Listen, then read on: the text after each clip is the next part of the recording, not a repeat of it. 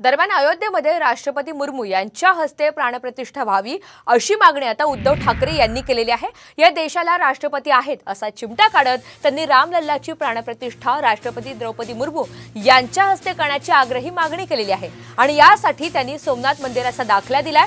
तत्कालीन राष्ट्रपती डॉक्टर राजेंद्र प्रसाद यांच्या हस्ते प्राणप्रतिष्ठा करण्यात आल्याची आठवण ठाकरे यांनी करून दिली आणि यावरून एकनाथ शिंदे यांनी मात्र उद्धव ठाकरे यांच्यावर टीका केली आहे। राम मंदिरावरील हे बेगडी प्रेम असून राजकारण करत असल्याची टीका शिंदे यांनी केली आहे। ही देशाच्या प्राणप्रतिष्ठेच्या अस्मितेच्या प्राणप्रतिष्ठेची ही तो क्षण आहे आणि त्याला राष्ट्रपतींना सुद्धा आमंत्रित करावं अशी आमची मागणी आहे।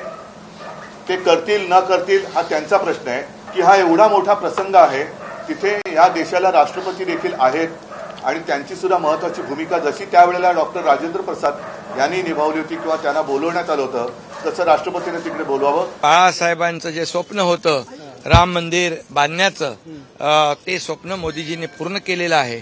ते जगाला माहित आहे, देशाला माहित आहे आणि यांचं जे राम मंदिराच्या बद्दल बेगडी जे प्रेम आहे हेच म्हणायचे मंदिर वही बनाएंगे तारीख नहीं बताएंगे आणि हेच चेष्टा करायचे। मोदी साहेबांनी मंदिरही बांधलं, तारीखही सांगितली, त्याचं उद्घाटनही होतंय। राम मंदिर हा करोडो राम भक्तांच्या अस्मितेचा आणि श्रद्धेचा विषय आहे। तो आमच्यासाठी राजकीय होऊ शकत नाही, परंतु हे सर्वजण प्रत्येक गोष्टीला राजकारण करतायत।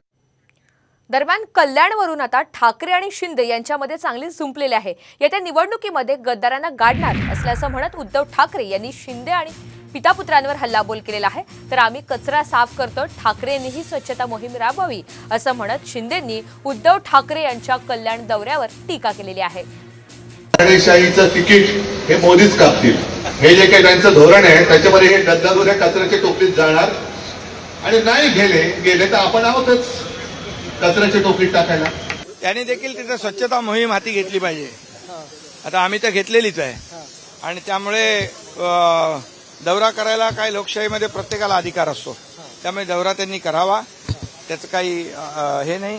पण एवढंच आहे की स्वच्छता जी मोहीम आम्ही हाती घेतली आहे ही गेल्या अनेक वर्षाची जी साचलेली घाण ती देखील आम्ही साफ करणार आहोत।